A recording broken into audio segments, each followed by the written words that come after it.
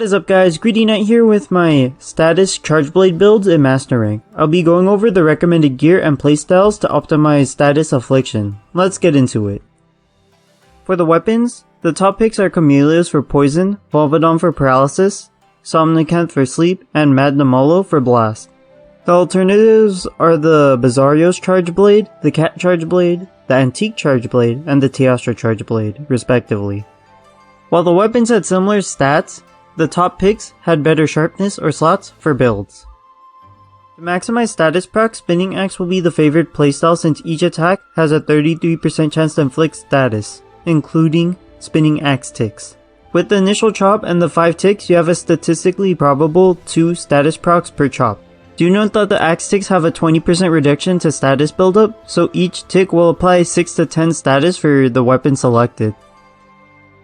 Use the Kaiser Helm, Archfiend chest and waist with the Espinous arms and legs. These pieces add Protective Polish +2, Foray +2, and Poison +3 to the standard damage build. You max out on attack up and crit skills for maximum Spinning Axe damage. Also, Protective Polish and Speed Sharpening maintains Chameleos' natural purple, meaning you don't have to invest into handicraft. Foray applies a 10 raw attack and 10% affinity boost, while Poison is active for its average 20 seconds of duration.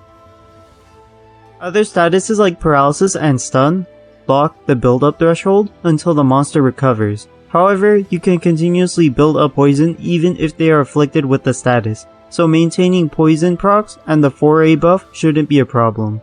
Chameleos' massive 50+ poison serves as an inherent damage boost here, compared to Bizarrios' measly 35. You run the same Archfiend core, but this time use the Espinous helm and arms with Rajang legs. The helm has the same slots as the Almudron helm, but has 3 points of paralysis for maximum status procs. You cut attack down to 4 in order to fit 3 levels of artillery. Lastly, slot in Stamina Thief into your level 1 decos for maximum status affliction.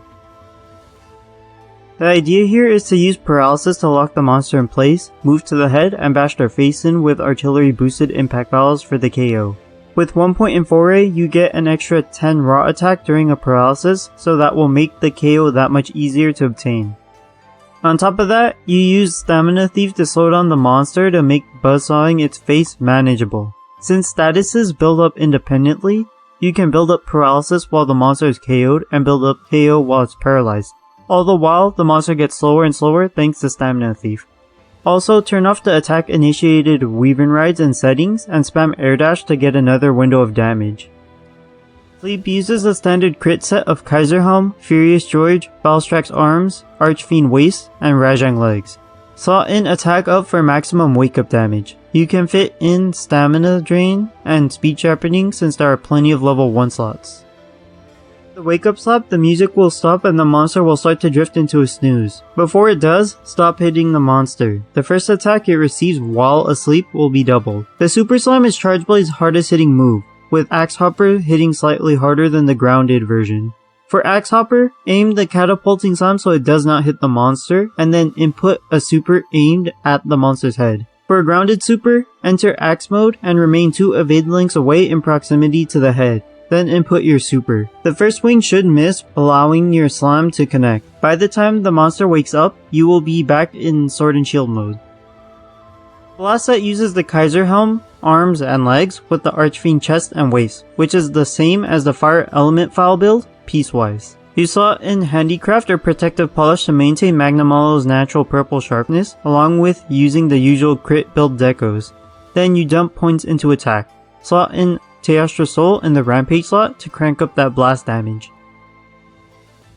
Blast has remained the same moving from Rise to Sunbreak, only scaling its damage to Master Rank via better gear and the Teostra Soul Rampage decoration.